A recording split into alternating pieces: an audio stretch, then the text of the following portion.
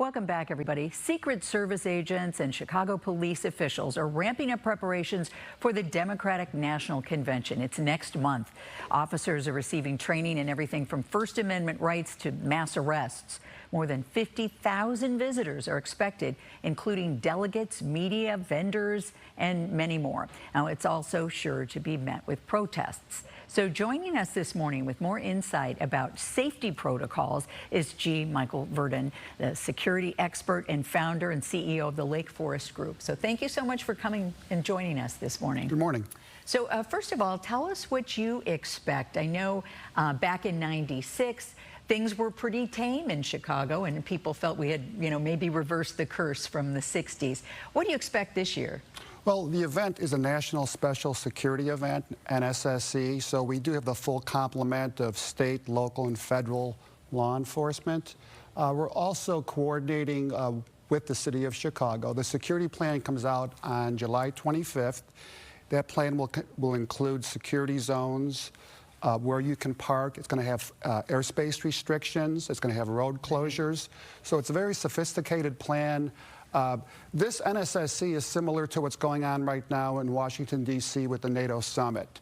Right. Also the inauguration, State of the Union. So it's going to have a very strong security presence. So these are just such major productions, and with your background as a Secret Service agent and also a role as a security consultant, what do residents of Chicago need to know about this event and how it might impact us? Yeah, and that's a great question. And what I tell my clients is there's three things you need to be aware of. So, and this also applies like to the United Center. There has to be a security plan. So if you're a business or a corporation, you should have a security plan all the time, but especially now during the convention.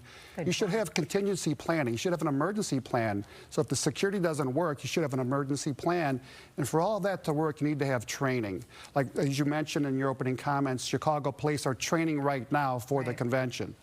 Right, so it sounds like, are we talking about just the businesses around the United Center, or is this a citywide concern?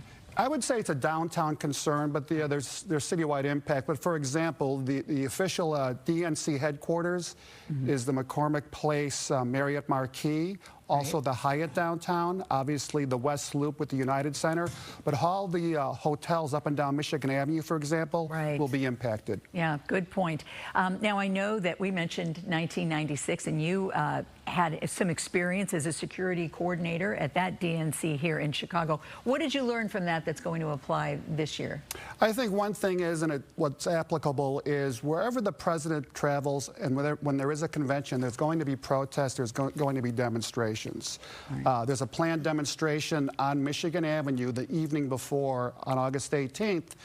And the group is going to march from Wacker, Michigan, south, past back to what I said before, past these hotels where you have the DNC headquarters, you have delegates, you have people attending the convention. So there has to be the right plans in place to make sure that it's a peaceful protest. Are you confident that those plans are in place? Well, I'm very confident the plans are in place, but the plans are for civil protests and the plans are for civil disobedience.